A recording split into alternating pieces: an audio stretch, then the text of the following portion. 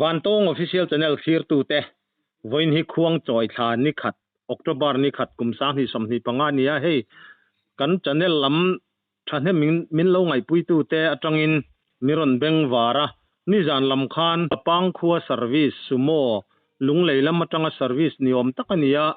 chu mi driver chuan a passenger te bong kaya cheng nuai som lai mai an bong kaina lama poisa lo tu te chu sak tum khan chemte ne na be chiam maya ti chuan a passenger te po hi dam doin an lom nge nin kan thu don na chuan asoya he mi chungchanga hi kan chanela porun da thain kan thria hetiang thil thlenga hi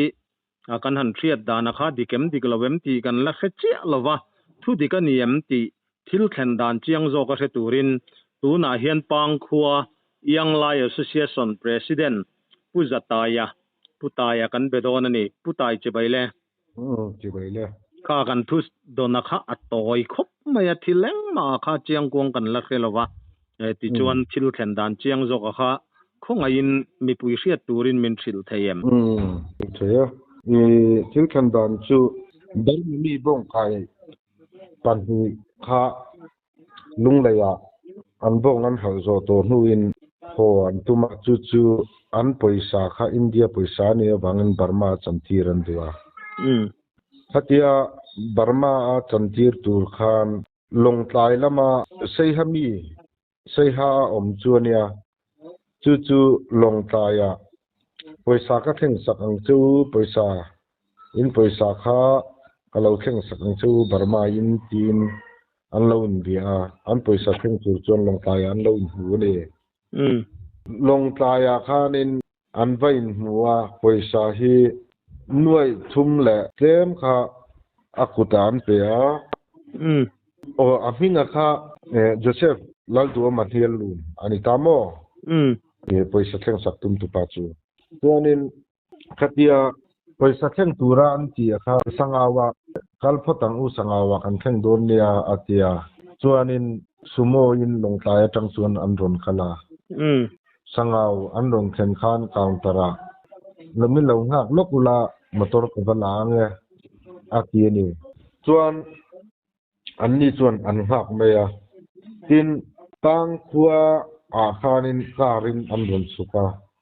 sumo driver tia in thria daka sumo driver ni lovin sumo a khanin an ron chuang tlang ani chu mi sumo a tang khuwa ron chukna tan khan an chung te motor kha an chung te riat lem lo khanin alo vala a jese ka chuan tang khuan ron chuka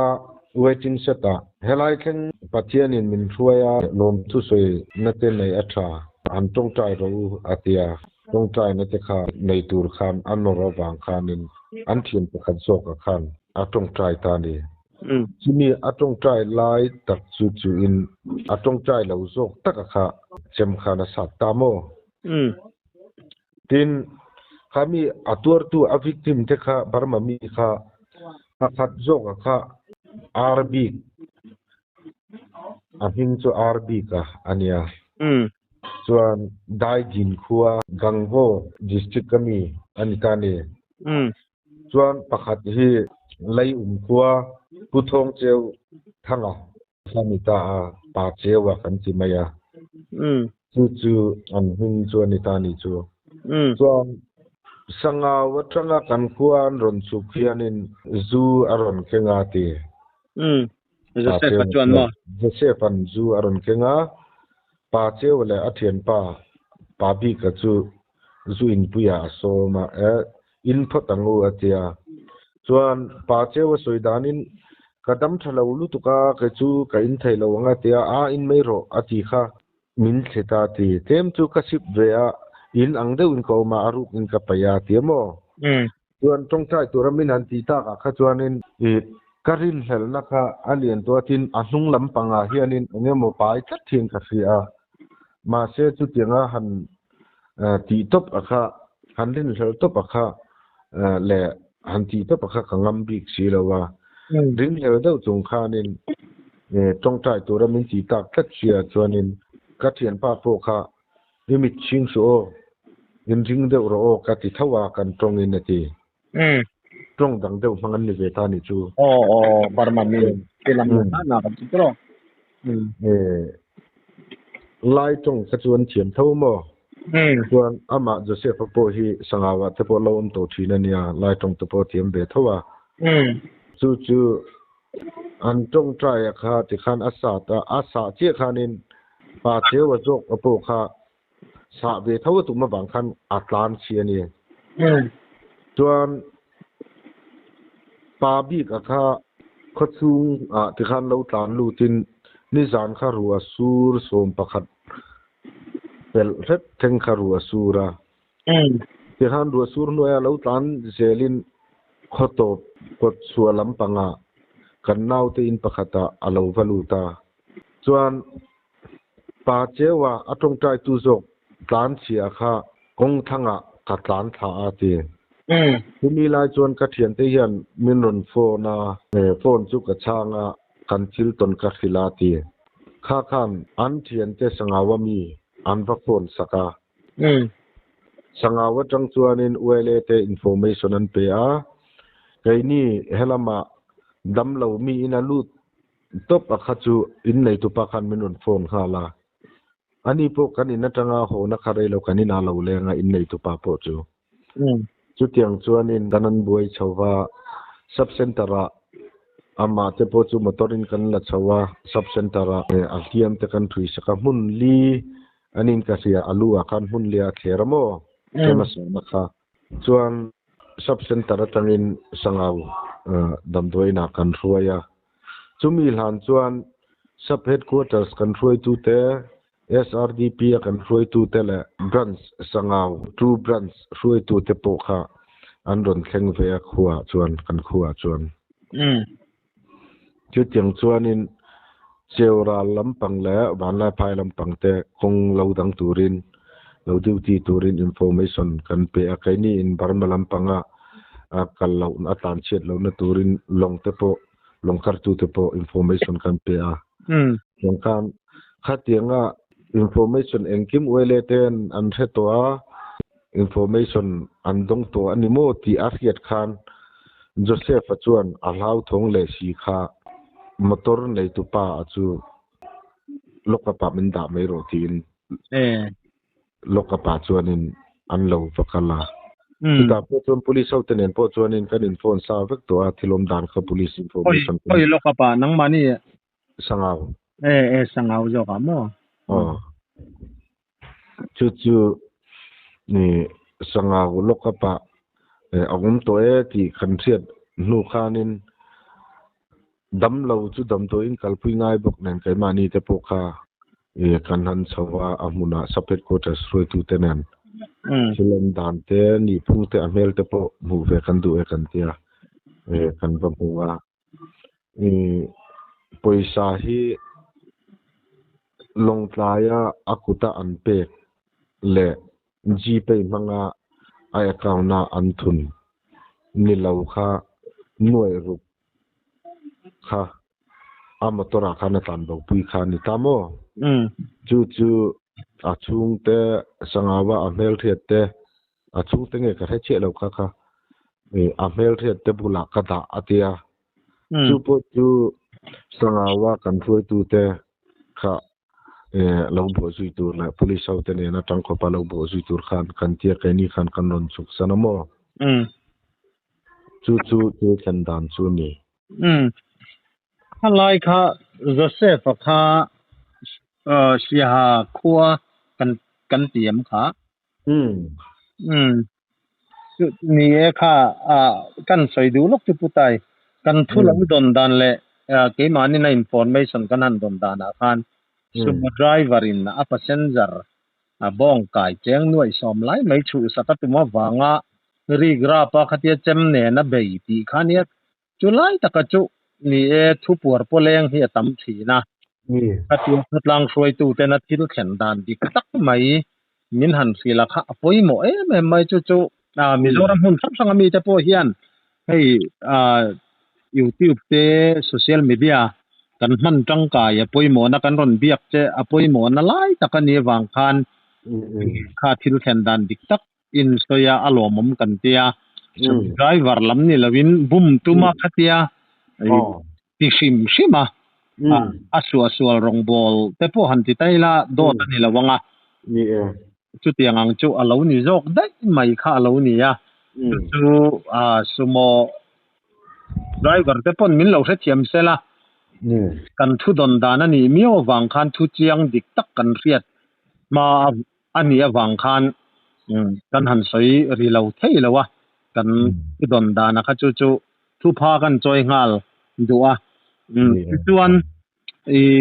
kha mi te kha bar ma mi pahni akha anita cheng nuai thum le tlem ti kha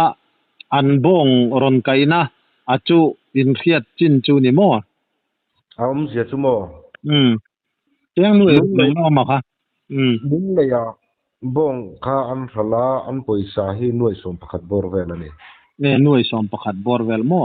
nuai som pakhat bor vel ani a chuan bong an pek na pa hian Joseph an he na hian ai ka na GP in chang singli le ti a pe a chumi piala ma chuan cheng nuai thum le tlem ti mayang nuai li tin na turin nuai thum singli le ti GP a pek pialam kha aka sin Joseph chu long playa an mani ngai nan pe ye ti memo chuan chumi piala ma chuan an mani poisa ko la kha nuai ruk kha aka sin an kuta an la kol ani pa bi ka le pa chewa chuan nuai thum de vein anaka chuan in long tlai sumo long tlai le sanga winkara service sumo an ron chuanga sanga wan khen huwa kan taran khen huwa la min long hak lokula motor ko bala nge atia motor avala a enge an ti kan he to lo khala in ka chu ake pakha athui angranga tim vela hian motor hi sumo hi thlengtlang pita ni chuan thil khen hu na kha kan ria ta kha som pathe tel to ta ni khami in ka ra khan in enge an ti kan thelawa kong la ka su te pon lo in pon ni thaya kan lo thelawa khala kha chu thil khen hun tak hi som pakhat apel to chu azat che kha an ni ko khan an soi thei bi tlowa kan ko lu ma sanga ne na kanin ram ri ron pel het kan ko lam pam side a hianin waiting set kan na ya ni ta tuan an lo chola ama Joseph hian suwa matum sim an mani ro kha tum sim tina ne ani chu khatia buma barma min ni thawa hai pangkhuwa bul hai vela chiteng khateng chun katianga tia room han lo nei ro ani ti hi chiang rang mai machan chu poisa theng sak don sela barma poisa kha long ta ya po khanin anei tura kangaya en ma nei lawa am poisa kha akuta da barma poisa kan lamang pang kapeng chu tia ron chupui kha ani ta ni amaro chu a poisa teng nuai li bor vel an pe kha athen nazar kha chu ama Joseph khan kapang atimo man to hindu man te kapia ba te po nei be karula atimo chu chang chuanin cheng nuai ru ero kha chu akuta am pe che lo amaro chu motor chunga khanan da motor chunga an da kha khatia thila chenta ka tuan an pati khanan tan se sia motor khan sangaw lama achau pi tina ni tu sangawa a hel the te na khanin abat da ta a lo ku sak lok ro ti in ada amaro chu motor nei tu te ina khanin avale le khan thil zia kha an man rak to ni wele ten che chuak to police ten che chuak to ni ti a thiat khan lokapa nunda me ro en po ni sala tia thana sanga police station an lo chawa chu til ni phung chu ni mai khalai kha putai Joseph kha eng rual vel nge no pui fanau nei te nim a soyom chin deu kha in siat an pui siat an ka hani lo wa kan zot vak lo wa chan chu police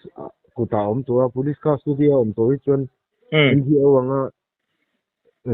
jem karem lo dewa rem lo ta police in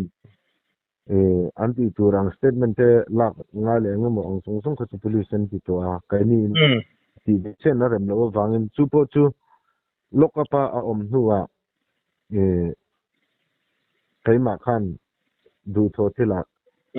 alang thei thawa lokap chu ngami kha thilom je kha so tamo tuanin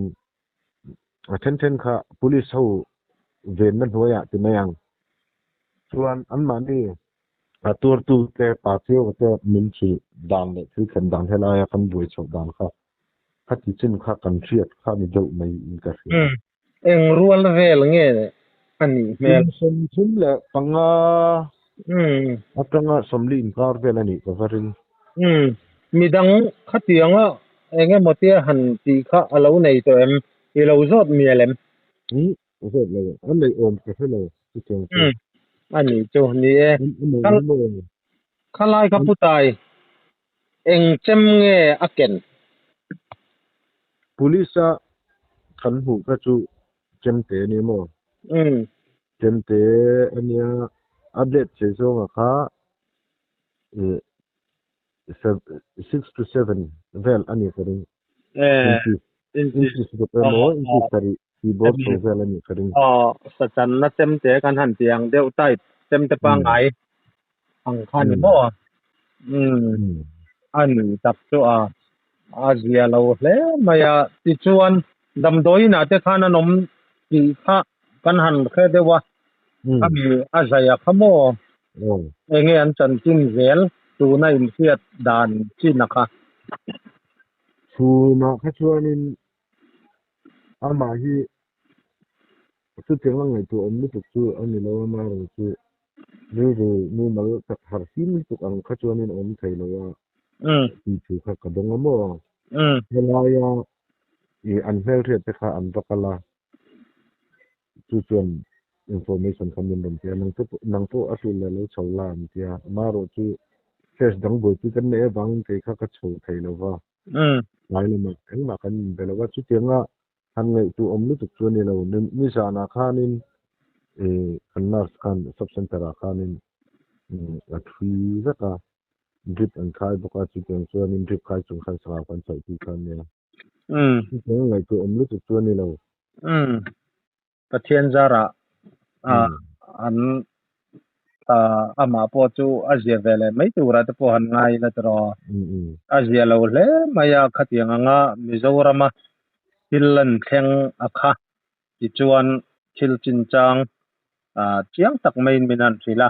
along kan ti atin khotlang suai tu te na thei to chua khatiangang diklo tak maya thil ti te man chuin tum na konga in malak na te po afakom kan ti khop maya in ha don hle ti po kan thria tin ani Joseph kha afing han tila nia passenger te ama phur khatia motora an la nga juin tur te po khanan te chu ti pialama song tai na mang turinan han ti le adang dai khop main kan sedewa engko ni selatin ken dan kel fai khatak main kan ngen na angin report min han pe kan loma ti chuan report min pe ka khan han soi mai emoni lo po in anu kharna na han soi du sim te inayam om je chu til pakhat han soi kha du chu hei Mizoram le Burma chu chile kong khat ule naw kan nia yang hianin thei angin kanin kalpua an Burma ram boi nuwa phai chuan Mizoram chunga thei to pin andon lu ta chu tiang chuan kai ni Mizoram chiang te point ule naw ten ni chin thei to pin kan en kon la ni an phak tokin NGO ang emo mimal ang po ni se sarkar ang poin thai angin hianin ma kan la a hemi kara hian tlema dan poisalo ral tan singa te po ni ta sela an lo ve thin ani buaina han siam te tual kha re lo te pong sul re lo te drugs ron tol lut te kha tiang te po kha an ve a ti tiang che chuan Mizoram matang po in Burma mi te an ni awanga Burma mi chu tiang kha tiang tia han ti du pol te po hi le an poisa du awanga kha tiang minina thil kheng ang chi te po ni ta sela kha tiang kha ve a Myanmar a kan mizo pi te po ni ta sela helama mizo te po ni ta sela henga bang hianin kanin u naw na te kanin lai chin na te kanin po na te po hi ong tam taka a chep pha thaya hemi ko nga hianin mi pahi khatina ral tlan pahi khatina antil ti a hi ral tlan jong jong ti ani lo ti te po hi mizo mi pi te pon kan thia ta tu tiangin Mizoram lama an torna le thil ti a hi thil kheng a hi Burma lam u naw te po hian Mizoram ma tiang zong thil ti ani lo visual te du lo ho thil ti ani ti hi lelam cheng ti hianin kan siat ton hi tha ka tia ti lo ten halam huna sai ma ni lam khat dat kan nia kanin po na te kanin u naw na te hi setai tam tak hi om ve hi tha ka ti lo wa hi tin a bit takin border area om kan nia tuita te po hi kan nei chinta Burma tuita te po kan nei a kol an ni mo chin mien ni mo thai angin kan buai puya thai top kan chuwa chu tiangin Mizoram mi te po ni ta sela vai khengin Burma rama helai Chin Hills vela vakala sumdong te po anom ve ni chu tiang chu thil ania wangin khat yang thil kheng pahi khat awanga a Burma mi sim tiang emo a Mizo sim tiang emo ril rupu lawa misual chu an thu tok remna an hu theina na thei to pa kan tan hawa lelam mi te kan tan hawa misual chunga action la tura kan tho dun he tha ka tia chu tiangin khat yang thil khena wanga mi tha te poina an tor zele an hin che zel te po hi tha ka ti lawa e tiang ko nga hian social media kan man chung changa po ni sela thu dik jik to kan thelo ni chon ngoi mi ila rin tu le enge moa mi vadeu so na le enge mo tong kam comment te po hi tam tak om thin hai tiang hi tha ka ti lo kai ma chuan kan in u naw na hi international boundary hian min chen thang ma sela chik khat nam khat chilung chuak kan ni na le u naw kan ni na hi kan thin nuwa hin kan thiat a tha ka ti chu sai khai ni ro se ole khalai khatlem han bel le lok ka du tlat mai putai I thu soi ka aro pui ka ti lu tu ka bo zo na thap chin lung chuak in pum khat na chiang te tong kam dik tak nin ka sia ke po hi helam tui mi tak mai ka nia amai ro chu tun lai kan zoram kho vela hian kong tam takin isoyang chia khan he laya Burma Bangladesh ani mo kan u naw te tu te nge zo na thak ti po hi chiang mang to lo thang thar hi kan tam lu tuka he laya thil an han ti sual lang sar tak me ya raut tan tanan ti vek ngai te an va ya kan an pu chia te isoyang che khan tu na po he laya kan u naw te Mizoram chunga khosan nge in khatiang khan siam nen oi sadu wangin an beidu ania ami zo zong min ron mu kholo ang chi te po khathilom thei ania apoi mo khopin ka ria I thu cha kha aro pui ka tia ka tui ni lok duwa ni nu naw na hi ni na ka soi thui chon tam takin an khethiam don lowa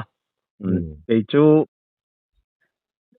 ri dil hi Mizoram dil lian ber nia bar maramom ti khetiam phali nga mi ha kania i he triau hi kan international boundary voini khovela ni ma sela kan nam kan chin lung chuak tan kan boundary ni lo i tlat chi kha kania a chula ya chu ni eng ko ni sela kha kananin ko makan soi duakat duang jong ka soi vek chu na rei don lu tuka i thu soi awang khan na kan tui ni lok do ni amin lo ngai dam sela ngai thatu te po in alom mom ka ti khop mai report fel fai tha takin min pe akha kan lom lu tu pe o